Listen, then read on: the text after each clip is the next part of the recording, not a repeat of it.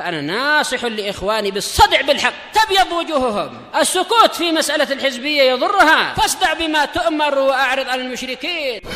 سلامي على دماج ورجالها والشيخ يحيى ودار العلم يا سعد بانيها.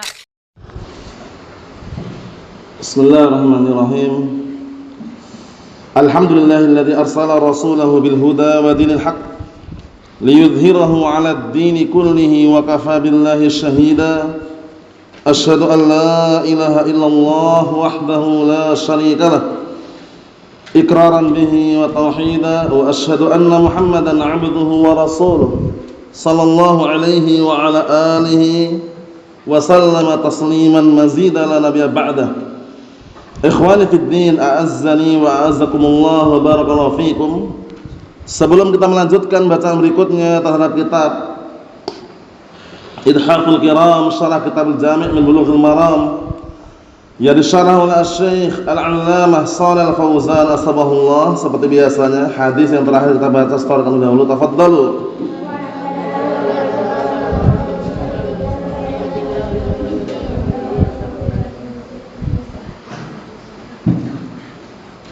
Na'am, ahsantum barakallahu fiik, a'anakumullah. Kita lanjutkan halaman 226. Keluarkan buku tulisnya ya. 226. Qala al-mu'allif asbahullah asqalu syai'in fil mizan al-khuluq al-hasan. Bisa pendek ya.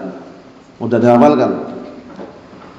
Berkata al-mu'allif asbahullah, sesuatu yang paling berat di timbangan di antaranya adalah al-khuluq al-hasan, yaitu akhlak yang indah, akhlak yang bagus. Kalau kita perhatikan terulang-ulang ya pembahasan seputar akhlak, adab. Tentunya sudah kita lewati berkali-kali, tidak asing lagi karena kitab yang kita baca Kitabul Jami' fil Akhlaq wal Adab min Bulughil Maram. Sehingga sering kadang diulang-ulang babnya. Mungkin hadisnya beda-beda tapi maknanya sama. Kita ikutin alurnya saja. Qala al-mu'allifu rahimahullah wa an Abi Darda radhiyallahu anhu. Qala Rasulullah sallallahu alaihi wa ala alihi wasallam, ma min syai'in bil mizan athqalu min husnul khuluq. Akhrajahu Abu Dawud wa Tirmidzi wa sahhahahu. Artinya, dari hadisnya Abi Darda radhiyallahu anhu, qala, beliau berkata, telah bersabda Rasulullah sallallahu alaihi wa ala alihi wasallam, tidak ada sesuatu yang berat di timbangan daripada indahnya suatu akhlak atau akhlak yang indah. Jadi akhlak yang indah, akhlak yang baik itu di timbangan kelak itu merupakan sesuatu yang paling berat. Sesuatu yang paling berat. Oleh karena itu pastikan kita semuanya memiliki akhlak yang mulia, memiliki adab yang mulia, memiliki budi pekerti yang luhur. Dan sudah pernah kami bahas sebelumnya pembahasan mengenai yang ditimbang nanti di akhirat apa saja. Yang ditimbang nanti kesimpulannya tiga perkara. Bisa pelakunya, bisa amalannya, atau catatan amalannya. Bisa dipahami ya? Yang ditimbang bisa dari pelakunya, atau catatan amalannya, atau amalannya itu sendiri. Jadi amalan juga bisa, catatan amalan juga bisa, kemudian pelakunya juga bisa. Dalil yang menunjukkan yang ditimbang itu adalah catatan amalan adalah hadis bitaqah. Hadis bitaqah, hadis yang dikenal kartu yang bertuliskan apa? La ilaha illallah. Itu yang ditimbang adalah apa? Catatan amalan. Dalil mengenai yang ditimbang adalah orangnya, pelakunya. Di antaranya adalah hadis Abdullah bin Mas'ud ketika Rasulullah SAW mengatakan, walladzi nafsu Muhammadin biyadih, atau walladzi nafsi biyadih, lahuma asqalu fil mizan min Jabal Uhud. Demi Allah, sungguh kedua betisnya Abdullah bin Mas'ud lebih berat daripada Jabal Uhud, berarti orangnya. Yang ketiga, yang ditimbang bisa jadi adalah amalan itu sendiri.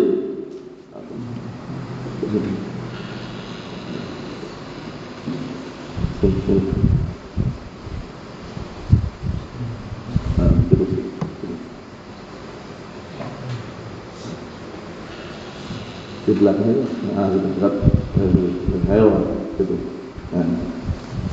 Naam, jadi timbang adalah amalan itu sendiri. Contohnya adalah hadis Abu Hurairah radhiyallahu anhu, muttafaqun alaih. Apa itu? Kalimatan sakinatan fil mizan, khafifatan 'alal lisan, habibatan lirrahman, subhanallah wa bihamdih, subhanallahil azim. Dua itu berarti amalannya ya. Jadi totalnya ada 3. Imma yang timbang amalannya, atau pelakunya, atau catatan amalannya. Mafhum soalnya ya. Kita lanjutkan. Kalau dalam hadis yang kita baca ini berarti apa? Perbuatan amalan, akhlak yang mulia, akhlak yang indah, itu ditimbangan kelak adalah sesuatu yang paling berat. Masya Allah. Kita lihat. Qala asy-Syaikh Shalal Fauzan asbahullah hadza fihi fadlu husnul khuluq. Ini kata beliau, dalam hadis ini terkandung di dalamnya keutamaan akhlak yang indah, akhlak yang mulia. Wa husnul khuluq sifatun yu'tiha Allahu jalla wa ala man syaa'a min ibadihi. Yang mana akhlak yang mulia itu adalah salah satu sifat yang Allah Ta'ala berikan kepada siapapun yang Allah Ta'ala kehendaki dari kalangan hamba-hambanya. Fa yata'amalu ma'an nas birrifqi. Maka dia bermuamalah, berinteraksi bersama manusia dengan lemah lembut, jujur, amanah. Wa yata'amalu ma'ahum bil lin wal lutf, dan bermuamalah bersama mereka dengan lin, lemah lembut, wal lutfi, halus, dan warahmah, dan kasih sayang. Wa yataqabbal minhum wa yasbir, dan siap menerima bersama mereka, menerima di antara mereka, maksudnya menerima ya kekurangan, kelebihannya pasti ada. Wa yasbir ala masyaqqatin istighnan, wa yasbiru ala masyaqqati istiqbalihim wa ijabati su'alihim. Dan seseorang itu hendaknya sabar menghadapi apa? Beratnya ketika menghadapi mereka dan ketika menjawab pertanyaan mereka. Karena kadang-kala yang namanya manusia itu kan ada yang bertanya, ya kan? Ada juga yang transaksi. Hadza kulluhu min husnul khuluq. Ini semuanya termasuk akhlak yang indah. Wa hadza thaqilun fil mizan 'inda Allah jalla wa ala. Yang mana ini adalah apa? Sesuatu yang berat di timbangan kelak di hadapan Allah Subhanahu wa taala. Wa li hadza asna 'ala nabiyhi biqaulihi. Oleh karena ini Allah Subhanahu wa taala memuji, menyanjung nabinya dengan perkataannya, wa innaka la'ala khuluqin 'azim. Sesungguhnya engkau berada di atas akhlak yang agung. Rasulullah SAW. Fabima rahmatin minallahi linta lahum walau kunta faddan khalidal qalbi lan faddu min hawlik. Lihat ini. Maka dengan sebab kasih sayang dari Allah Subhanahu wa taala, kamu pun apa? Berlemah lembut kepada mereka. Jadi ketika berdakwah, menyampaikan Al-Qur'an dan Sunnah, pastikan dengan cara lemah lembut. Makna lemah lembut bukan berarti diam dari kemungkaran, tapi merintahkan perkara ma'ruf, tetap melarang dari perkara yang mungkar, hanya saja tidak maksa. Paham ya? Jadi kalau berdakwah jangan pernah maksa. Memaksakan kehendak orang lain itu bukan termasuk ajaran agama Islam. Pertama dalilnya, kata Allah Subhanahu wa taala dalam Al-Qur'an Karim, lasta 'alaihim bimusaitir. Kamu tidak akan bisa menguasai hati mereka. Yang kita mampu, yang kita bisa hanya menyampaikan ini benar, ini salah, ini bid'ah, ini sunnah, ini tauhid, ini syirik. Ya kan? Perkara dia menerima atau tidak, itu kaitannya dengan hidayah apa? Taufik di tangan Allah Subhanahu wa taala. Mafhum? Sehingga kalau berdakwah jangan pernah maksa, sampaikan aja apa adanya, semampunya. Kalau belum menerima, doakan agar mendapatkan apa? Hidayah. Memaksa jangan. Dalil yang kedua, Allah Subhanahu wa taala mengatakan dalam Al-Qur'an Karim, laisa 'alaika hudahum, bukan di tanganmu hidayah mereka. Jadi hidayah mereka yang kita dakwahi bukan tangan kita. Ya kan? Di tangan siapa? Di tangan Allah Subhanahu wa taala. Hidayah apa namanya? Taufik. Yang kita miliki, yang kita sampaikan, yang kita ajarkan, yang kita bimbingkan, namanya hidayah apa? Ad-dalalah wal irsyad. Mafhum? Dalil yang ketiga, ketika Rasulullah SAW waktu itu hendak mentalkin pamannya Abu Talib untuk mengucapkan kalimat tauhid la ilaha illallah. Apa kata Allah Subhanahu wa taala? Innaka la tahdi man ahbabta walakinallaha yahdi man yasha. Sesungguhnya engkau wahai Muhammad tidak akan mampu memberikan hidayah kepada siapapun orang yang kau cintai. Padahal Abu Thalib itu termasuk orang yang dicintai Rasulullah, pamannya Rasulullah. Paham ya? Nah, karena membantu merawat, paham ya? Dan yang semisalnya. Tapi hidayah di tangan siapa tadi? Allah Subhanahu wa taala. Kemudian juga dalil yang berikutnya. Perkataan Rasulullah SAW kepada Ali bin Abi Thalib. Paham ya? Saat itu ketika beliau diutus pada perang Khaybar. Kemudian di akhir hadis apa kata Rasulullah SAW kepada Ali bin Abi Thalib radhiyallahu anhu? La an yahdiyallahu bika rajulan wahidan khairun laka min humrin na'am. Jadi bukan banyaknya orang yang ikut, tapi satu saja dengan dakwah yang kita sampaikan dia ikut, itu jauh lebih baik daripada onta merah, daripada onta kesayangan harta yang berharga orang Arab waktu itu. Bisa dipahami ya? Menunjukkan bahwasanya berdakwah sabar, perlu proses. Setahun, 2 tahun, 3 tahun, 10 tahun pun yang kenal hanya 1 orang, 2 orang, 3 orang, tidak masalah. Kalau kita bayangkan para nabi dan rasul bagaimana dakwah mereka, suatu ketika ditampakkan di hadapan Rasulullah SAW, nabi yang tidak punya pengikut, nabi padahal, wan nabiyyu laisa ma'ahu ahad, nabi tidak ada seorang pun yang bersamanya, sendiri padahal. Makanya ada juga nabi wa ma'ahu rajul wa rajulan, nabi pengikutnya hanya 1 orang, 2 orang. Nabi Nuh alaihissalam contoh saja, itu dakwahnya enggak pendek, panjang, 950 tahun, bayangkan. Yang ikut banyak atau sedikit? Sedikit. Istrinya enggak mau ikut, anaknya pun nolak juga dakwah, ya kan? Nah, tapi tidak dikatakan gagal dakwahnya, tidak. Proses, paham ya? Nah, dakwah tauhid proses, dakwah sunnah proses.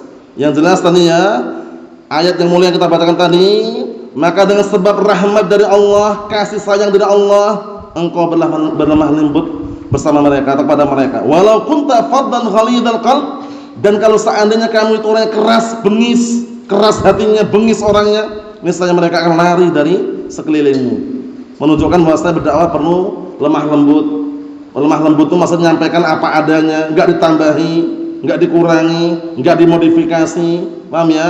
Sampaikan apa adanya, halal-halal, yang haram-haram, yang sunnah-sunnah, yang bid'ah-bid'ah, ya kan? Karena agama Islam sudah sempurna. Paham ya? Tidak perlu penambahan, tidak perlu pengurangan, apalagi modifikasi. Apalagi apa namanya itu namanya? Dipadukan. Nah, sudah sempurna agama Islam, dipadukan. Islam terpadu katanya. Allah musta'an, hati-hati. Jangan tertarik ya. SDIT, SMP IT, SMA IT. Islam terpadu. Dipadukan kenapa? IPA, IPS, geografi, fisika, PPKN, bayangkan itu. Cukup Al-Quran dan As-Sunnah. Pastikan itu sudah. Tanamkan, tancapkan di benak anak-anak kita Al-Quran was Sunnah. IPA, IPS, geografi, fisika, itu sambil jalan melihat kanan kiri sampai. Nah, yang penting tadi itu Al-Quran dan As-Sunnah. Mafhum? Kalau paham Al-Quran, paham As-Sunnah, kemudian dia mengamalkan apa yang ada dalam Al-Quran Sunnah, tenang sudah. Paham ya? Nah, jadi jangan bingung wasi fulan pandai, ilmu ini, ilmu itu. Ingat-ingat, agama Islam sudah sempurna, tidak perlu dipadukan lagi. Kalau ngajarkan anak kita yang selain Al-Quran Sunnah apa? Kira-kira ilmu alat, ya bahasa Indonesia seperlunya, matematika seperlunya. Matematika diajarkan untuk belajar faraid, ya kan, perhitungan warisan. Bahasa Indonesia karena bahasa kita. Kita berdakwah perlu bahasa Indonesia, ya kan? Ajarkan seperlunya, bisa baca. Walhamdulillah. Adapun selebihnya barakallahu fiik, cukupkan dengan Al-Quran dan As-Sunnah. Kita lihat lagi. Fa husnul khuluq yahtat ilahil alim wad da'i ila Allah wal amir bil ma'ruf wan nahi 'anil munkar, masyaallah. Maka akhlak yang indah, akhlak yang bagus diperlukan oleh seorang alim, seorang da'i ila Allah azza wa jalla, wal amir bil ma'ruf wan nahi 'anil munkar, dan orang yang merintahkan perkara ma'ruf dan orang yang melarang dari perkara yang munkar. Jadi orang yang berilmu, seorang dai saja itu masih perlu akhlak yang mulia juga. Paham ya? Bagaimana caranya? Di antaranya yang perlu dikondisikan, jangan mudah sakit hati. Paham ya? Orang sakit hati, iri, dengki, itu hanya buang-buang waktu. Paham ya? Coba antum iri, sakit hati, dengki 1 jam. Paham ya? rasanya lama sekali, rasanya sempit sekali kehidupan ini. Coba kalau sabar, tenang, jalani dengan baik, memang orang tidak terlepas dari itu ya, tapi berusahalah, paham ya, untuk tidak sakit hati, apalagi mudah sakit hati, paham ya, seperti itu. Nah, itu tabiat manusia, sakit hati, iri, dengki, tapi ingat, itu semuanya bisa diatasi, paham ya. Nah, tapi kalau dikit-dikit sakit hati, apalagi seorang dai, seorang alim, disinggung sedikit sama muridnya, sama santrinya, langsung sakit hati, paham ya. Ngajarkan ilmu takut dikritik misalkan, jangan. Orang ketika ngajarkan ilmu itu, yang namanya manusia itu ada kurangnya, ada lebihnya, benar ya? Ada kurangnya, ada lebihnya. Ketika dia kurang, salah, keliru, kemudian santri negur, meluruskan, cukup sami'na wa ta'ala, jazakallahu khairan. Enggak perlu sakit hati kemudian wahana enggak mau lagi ngajarin santri. Kenapa? Nanti kalau ngajarin dikritik. Kalau kritikannya kritikan yang benar membangun, itu bagus. Karena apa? Selama ada kritikan yang membangun tadi, kemudian dia nerima, berarti ada potensi untuk memperbaiki diri gitu loh.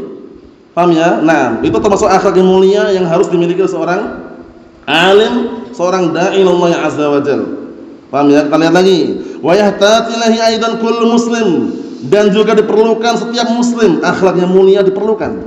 Alladzi yata'amalu ma'an nas bil mudayanat, bil bai' wasyira. Ya, yang seseorang bermuamalah, interaksi bersama manusia, baik dalam masalah hutang piutang, ya kan? Hutang piutang perlu akhlak yang mulia loh ya. Hutang piutang itu. Jadi jangan cuman senang hutangnya enggak mau bayarnya. Paham ya? Berat mengembalikan hutangnya, ringan ketika minta pinjaman. Jangan. Jadi perlu akhlak yang mulia sesuai dengan tempo waktu yang disepakati. Paham ya? Karena hutang piutang barakallahu fik bukan perkara sepele, bukan perkara ringan, sampai di akhirat bayangkan itu. Ya, bisa menjadi penghambat, penghalang untuk masuk surga gara-gara hutang. Paham ya? Kemudian juga orang ketika meninggal dunia, harta warisannya pun belum terbagikan sampai dilunasi hutangnya dulu. Ya kan? Nah, barakallahu fiik, menunjukkan bahwasanya perlu akhlak yang mulia. Bil bai' wasyira. Perlunya seorang akhlak yang mulia ketika jual beli. Ingat-ingat jual beli ya. Kembali ke hadisnya apa kalau masalah jual beli ini, di antaranya Hakim bin Hizam, muttafaqun alaih, jujur terbuka. Jujur terbuka datang berkah. Tapi kalau tertutup, menutup-nutupin, enggak terbuka, bohong, dusta, hilang keberkahannya. Paham ya? Nah, sudah kami jelaskan berkali-kali, untung banyak enggak masalah. Untung berlipat-lipat boleh juga, tapi jujur dah, itu aja. Paham ya? Nah, bohong, modus, nipu, jangan. Nah, kita lihat di sini. Kata beliau barakallahu fiik, yahtaj ila husnul khuluq, semuanya tadi perlu akhlak yang indah ma'ahum, bersama mereka. Kullu muslimin bihajah ila husnul khuluq. Setiap muslim perlu yang namanya akhlak yang mulia, akhlak yang indah, hatta ma'az zaujatih, bahkan sampai bersama istrinya. Yang sudah berkeluarga, beristri, antum kita semuanya yang sudah berkeluarga, beristri, pastikan ketika marah dengan istrinya jangan sampai mukul area wajah. Paham ya? Nah, dan jangan mencaci maki berlebihan. Wala tuqabbih, jangan mencaci maki dan menghina. Wala tadribul wajha, jangan mukul wajah. Paham ya? Karena wajah itu pusat daripada kecantikan atau kegantengan. Paham ya? Na'am barakallahu fiik. Jadi bagaimana caranya? Memang ada dalil boleh mukul istrinya, tapi pukulan yang mendidik, pukulan yang sifatnya tidak hanya menyakitkan, pukulan yang hanya mendidik, mengingatkan, bukan wajah loh, ingat-ingat ya. Nah, kita lihat hadis kemarin kan, hewan aja nggak boleh kita pukul wajahnya, apalagi manusia. Nah, perlu akhlak yang mulia. Hatta ma'auladih, bahkan sampai bersama anak-anaknya pun, kalaupun mukul, pukulan yang bagaimana? Yang mendidik. Paham ya? Karena ada hadisnya, muru auladakum bis-shalah wa hum abna'u sab'in wadribuhum 'alaiha wa hum abna'u 'ashrin. Perintahkanlah anak-anak kalian untuk salat ketika usia berapa? 7 tahun. Dan pukullah mereka ketika usia 10 tahun. Enggak mau salat suruh pukul sampai dia mau salat, tapi pukulan yang mendidik. Nah, wa farriqu bainahum bil madaji', dan pisahkanlah tempat tidur mereka. Ranjangnya dipisah-pisah. Ikhwani fid din, a'azzani wa a'azzakumullah, barakallahu fikum wa ahli baitih, dan juga berlemah lembut akhlak mulia bersama keluarganya dalam rumahnya. Bihajah ila husnul khuluq, diperlukan untuk akhlak yang mulia yang indah. Waktu kita di luar bekerja, silakanlah digunakan untuk bekerja. Ketika di rumah harus ngobrol, berinteraksi dengan istrinya, anak-anaknya, kasih waktu luang untuk mereka juga. Paham ya? Nah, jangan sibuk ngurusin umat, sibuk ngajarkan ilmu agama sunnah. Ketika di rumah, tidak nyempatkan waktunya untuk anak-anaknya, tidak nyempatkan waktunya untuk istrinya. Katanya kita dahulukan akhirat daripada keluarga katanya. Paham ya? Akhirat itu memang nomor satu memang. Tapi di dalam kekeluargaan itu juga ada sumber yang kita akan dapatkan kebaikan nanti di akhirat. Paham ya? Mulai dari memberikan nafkah kepada istrinya, anak-anaknya. Nah, barakallahu fiik, seperti itu. Berlemah lembut kepada anak-anaknya. Kita lihat yang berikutnya. Tambah satu lagi ya pendek hadisnya biar nanti antum mudah menghafalnya. Satu tidak pendek, tambah satu lagi pendek. Qala al-mu'allifu asbahullah al-haya'u minal iman. Rasa malu itu termasuk bagian dari keimanan.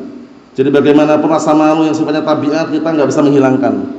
Paham ya? Jangan sampai kita hilangkan rasa malu yang tabiat manusia malu. Diundang makan, ya kan? Kemudian di ruang tamu sudah disiapkan semua hidangannya. Silahkan makan, nggak usah malu-malu katanya. Allah musta'an. Jangan bilang nggak usah malu-malu. Orang malu itu wajar, tabiat orang malu ya kan? Disajikan, kemudian biasanya kalau belum dipersilakan kurang makan. Malu-malu itu wajar, itu yang dihilangkan. Jangan malu-malu salah. Nah, maksudnya tafadhal silakan makan. Yang malu-malu nggak usah sebutkan aja. Kalau disebutkan silakan makan tafadhal dan silakan malu. Kalau disebutkan, kalau nggak disebutkan, dah silakan tafadhal, selesai. Nah, karena rasa malu yang tabiat ini nggak boleh kita hilangkan. Paham ya? Nah, barakallahu fiik. Tapi rasa malu yang tercela akan kita lewati nanti. Ada rasa malu tercela ada. Qala al-mu'allifu asbahullah wa 'an ibnu Umar radhiyallahu anhuma qala Rasulullah sallallahu alaihi wasallam al-haya'u minal iman. Potongan hadis pendek, wa illa sambungannya itu tidak panjang juga tapi sering anda dengar. Di Arba'in Nawawiyah ada juga. Muttafaqun alaih, dari hadisnya Abdullah bin Umar radhiyallahu anhuma. Qala, beliau berkata telah bersabda Rasulullah sallallahu alaihi wasallam, al-haya'u minal iman. Rasa malu itu bagian dari keimanan. Muttafaqun alaih. Kita lihat penjelasannya. Qala asy-Syaikh Shalal Fauzan asbahullah al-haya'u minal iman. Rasa malu itu adalah bagian dari keimanan. Al-haya'u sifatun tahmilul insan ala fi'il khair wa tujannibuhu asyarr. Rasa malu itu, sifat malu atau malu itu adalah sifat yang membawa manusia untuk berbuat kebaikan dan menjauhkan dirinya dari kejelekan. Paham ya? Malu dia mendatangi kebaikan karena malu dengan Allah Ta'ala.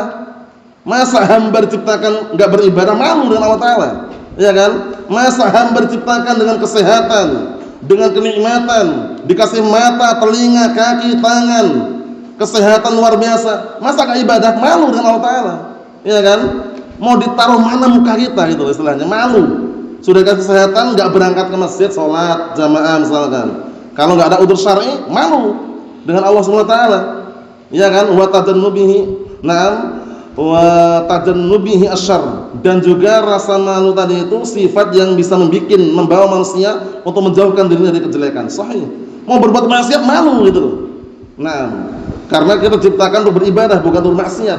Fa huwa khaslatun 'azimatun min khisalil iman, masyaallah. Yang mana malu itu merupakan kriteria sifat yang agung dari sifat-sifat keimanan.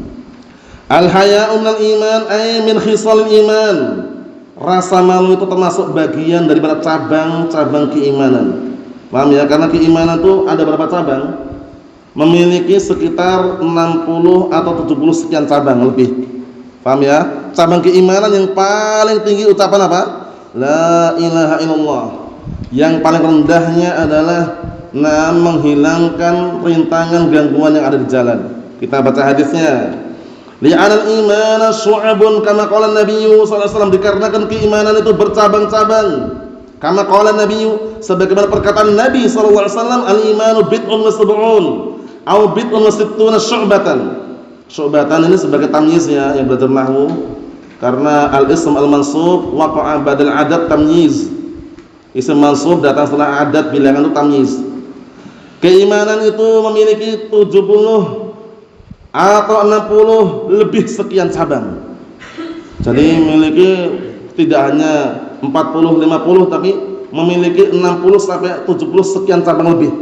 Paham ya? Bid'un itu bilangan 3 sampai 9 atau 10. Paham ya? Nah, itu. A'laha, yang paling tingginya qaulu, perkataan la ilaha illallah, wa adnaha imatatul adha 'anit thariq, yang paling rendahnya menghilangkan gangguan rintangan yang ada di jalan. Misalkan di jalan, di tengah jalan ada apa? Batu besar ganggu orang lewat, atau singkirkan misalkan. Sama keimanan. Nah, misalkan di jalan nemu duri yang mengganggu, kemudian kita singkirkan, cabang keimanan. Wal haya'u syu'batun minal iman, dan rasa malu itu merupakan cabang daripada keimanan. Nah, perlu kita jelaskan rasa malu yang bagaimana ini. Rasa malu yang membawa seseorang itu untuk berbuat kebaikan dan meninggalkan keburukan itu yang terpuji. Adapun malu terhadap ilmu itu tercela. Kenapa enggak taklim? Malu. Kenapa enggak belajar? Malu. Kenapa tidak mau mempelajari Al-Qur'an Sunnah? Malu katanya. Itu tercela. Karena malu terhadap kebaikan. Malu terhadap apa? Ilmu akhirat. Paham ya? Antum lihat kisahnya Ummu Sulaim. Nah, dalam hadisnya Ummu Salamah itu, ketika bertanya kepada Rasulullah SAW tentang apa? Mandi janabah. Tentang mandi janabah, tentang mandi besar. Paham ya? Ini kan kalau perempuan, kalau kita perhatikan, perempuan malu, pemalu biasanya kan. Tapi karena ilmu, Ummu Sulaim radhiyallahu anha enggak malu beliau. Bertanya, "Ya Rasulullah, wahai Rasulullah, fa hal 'alal mar'ati min ghuslin idza hiya ihtalamat?" Wahai Rasulullah, apakah perempuan juga wajib mandi kalau dia mimpi basah? Perempuan adalah bertanya tentang apa? Mandi janabah, bayangkan. Seharusnya kan malu kalau perempuan kan, pemalu kan, tapi karena ilmu enggak malu. Innallaha la yastahi minal haq. Sesungguhnya Allah Taala tidak malu dari al-haq, dari kebenaran. Akhirnya Rasulullah menjawab, "Na'am idza hiya ra'atul ma'iyah," kalau dia melihat air. Menunjukkan bahwasannya di sini syahidnya karena itu ilmu agama, Ummu Sulaim tidak malu. Paham ya? Naam. Kemudian juga wanita, nikmatul nisa nisaul ansar. Sebaik-baik perempuan Ansar. Rasa malu yang mereka ada itu tidak menghalang-halangi mereka untuk mencari ilmu, bayangkan. Lam yamna'hunna na'am min talabil ilm, atau semakna itu. Tidak menghalang-halangi mereka untuk mencari ilmu. Bayangkan itu. Jadi malu tetap ada, mencari ilmu itu jangan sampai apa? Ditinggalkan. Mafhum? Karena rasa malu yang tercela, rasa malu yang membawa seseorang itu apa? Meninggalkan kebaikan dan justru melakukan kemaksiatan, itu rasa malu yang tercela. Alladzi yastahi, hadza fihi sifatun 'azimah, masyaallah. Orang yang malu, paham ya? Nah, ini terdapat padanya sifat yang agung. Li'anal haya'a yamna'uhu mimma la yaliq, sahih, seharusnya. Dikarenakan rasa malu itu menghalang-halangi dirinya dari perkara yang tidak pantas untuk dia lakukan. Wa yahmiluhu 'ala fi'li ma yujammiluhu wa yuzayyinuhu, dan membawa dia untuk melakukan perbuatan yang yujammiluhu, yang membuat dia baik, wa yuzayyinuhu, yang membuat dia indah. Amal ladzi la yastahi, adapun orang yang punya malu, dia enggak punya malu, fa hadza ya'ti fil hadis alladzi ba'dah, akan datang hadis yang setelahnya nanti. Paham ya? Kita baca nanti yang setelahnya, kita baca pada pertemuan yang akan datang nanti. Itu kisahnya luar biasa. Kalau antum pernah dengar kisahnya Abdullah bin Maslamah, Al-Imam Qa'nabi. Al-Imam Qa'nabi ini imam yang luar biasa, termasuk salah satu muridnya atau perawi hadis Muwatta Malik. Itu kisahnya awal mulanya sambil digelari dengan apa? Pecandu miras, mentobat menjadi muhaddits yang berkelas. Paham ya? Nama awal permulaan seperti itu. Kisahnya panjang lebar, kesimpulannya besok kita ulang, enggak masalah. Suatu ketika waktu itu Al-Imam Al-Qa'nabi rahimahullah di masa mudanya suka mabuk-mabukan, mendem miras, tapi enggak seperti khamar sekarang ini ya. Waktu itu pakai nabit, air endapan kurma atau yang semisalnya itu, kemudian diendapkan selama 3 hari atau lebih untuk mabuk. Paham ya? Khamarnya waktu seperti itu. Dan suka ngundang teman-temannya, ngajak mabuk bareng lah intinya gitu ya. Suatu ketika Syu'bah bin Hajjaj lewat. Antum tahu Syu'bah bin Hajjaj kan? Amirul Mukminin hadis, muhaddits, paham ya? Amirul Mukminin hadis, pemimpinnya kaum mukminin dalam masalah hadis, Abu Bustam. Dihadang sama Al-Qa'nabi tadi. Paham ya? Dihadang, ketika lewat dihadang, kemudian hadis nih, sampaikan kepada aku satu hadis. Kemudian Syu'bah bin Hajjaj rahimahullah, beliau mengatakan, aku tidak pantas, tidak layak menyampaikan hadis berapa mabuk seperti kamu. Akhirnya dia ngacungkan pedangnya atau pisaunya, diarahkan ke Syu'bah bin Hajjaj tadi. Kalau tidak mau ngasih hadis satu hadis, tak bunuh. Anda kalian semakna ya. Nah, kemudian akhirnya beliau menyampaikan haddatsana fulan, haddatsana alan, sampailah hadis yang akan kita baca pada pertemuan akan datang, idalam tastahi fasna masyi'ta. Kalau kamu enggak punya rasa malu, perbuatlah sesukamu. Setelah itu dia pulang, paham ya?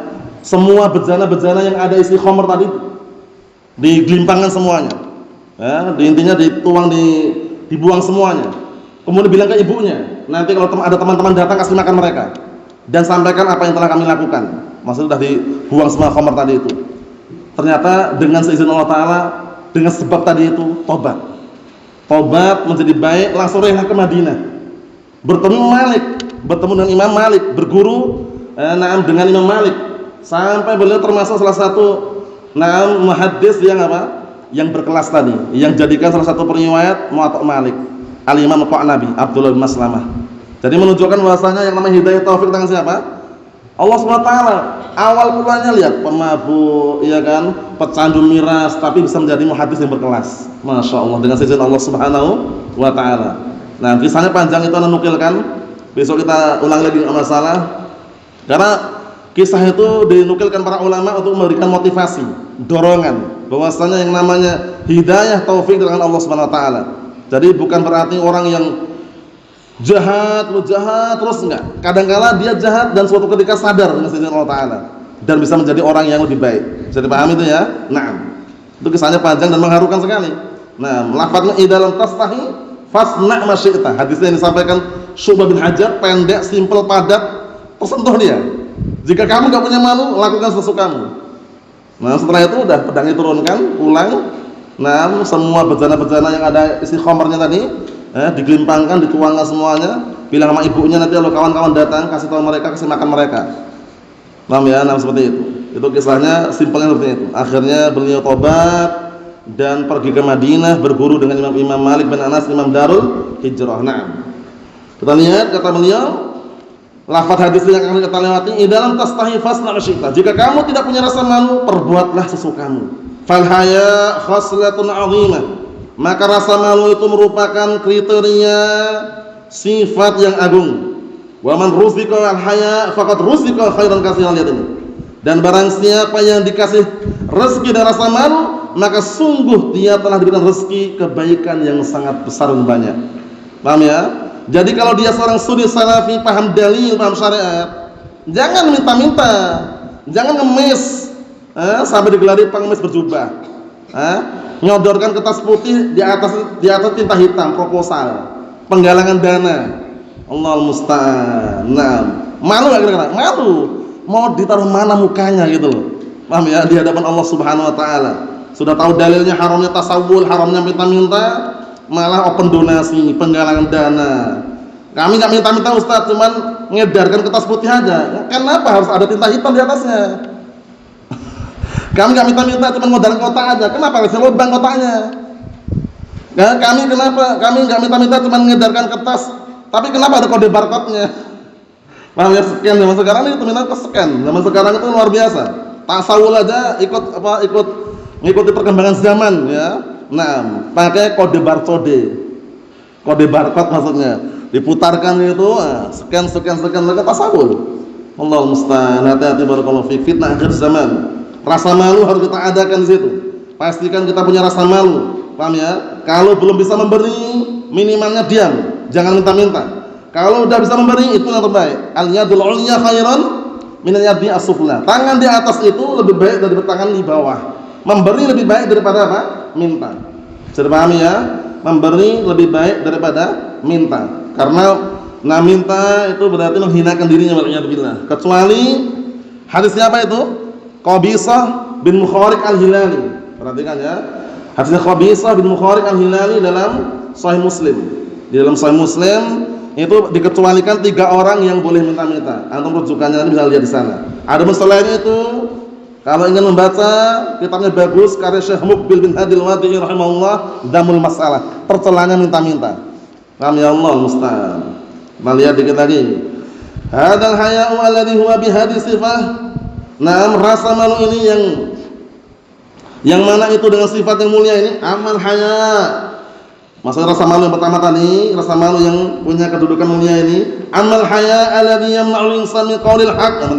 Adapun rasa malu yang menghalang-halangi seorang dari mengucapkan kebenaran, au yamna'ul insana min su'ali ahli ilm, atau menghalang-halangi seorang dari bertanya kepada ahli ilm. Nah, hadza laisa hayaan. Ini tidak dikenal dengan rasa malu yang terpuji. Hadza khajalun. Ini dikenal dengan rasa malu yang tercela. Khajal itu rasa malu yang sifatnya itu bukan pada tempatnya gitu. Wa azzun, dan kelemahan, wa dhillun, kerendahan, wa kisarun, dan bentuk patah hati. Wa huwa sifatun sayyi'atun wa huwa madmum. Yang mana sifat tersebut sifat yang tercela dan sifat yang buruk. Malu untuk bertanya itu tidak benarkan di dalam syariat, apalagi masalah ilmu. Fas'alu ahla dzikri in kuntum la ta'lamun. Ibaratnya kalau dalam paribahasa itu malu bertanya, sesat di jalan. Jadi dia malu bertanya, khawatir nanti di jalan sesat dia dalam memahami ilmu agama atau yang semisalnya. Tanyakan. Dan jangan ada permasalahan yang kita masih ada iskal, dipendam sampai berbulan-bulan, bertahun-tahun, akhirnya masih ada iskal, terus ujung-ujungnya bingung, ujung-ujungnya baca-baca sendiri, otodidak, simpulkan sendiri. Jangan. Tanyakan kepada ahlul ilm. Tanyakan kepada ahlul ilm yang mereka memang barakallahu fiik memiliki ilmunya. Tanyakan kepada para ulama, para masyayikh ahlus sunnah wal jamaah yang mereka memberikan solusi dan juga memberikan motivasi, dorongan, jawaban yang lurus, jawaban yang benar. Adapun malu dari menyuarakan kebenaran, takut menyuarakan kebenaran, jangan. Tetap sampaikan kebenaran walaupun pahit rasanya. Qulil haqqa walau kana murran. Ucapkan al-haq walaupun pahit rasanya. Kemudian bersabar dalam mendakwahkan agama Allah, bersabar dalam menghadapi beraneka ragam, berjenis-jenis, bermacam-macam orang yang didakwahi. Bersabar dalam menghadapi semua gangguan dalam berdakwah. Oleh karena itu Al-Imam Al-Mujaddid Syekh Muhammad bin Abdul Wahhab ketika memberikan di muqaddimah Al-Usul Salasah, apa kata beliau?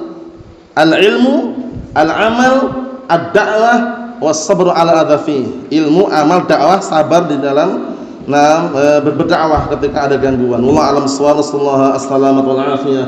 Walhamdulillahirabbil alamin.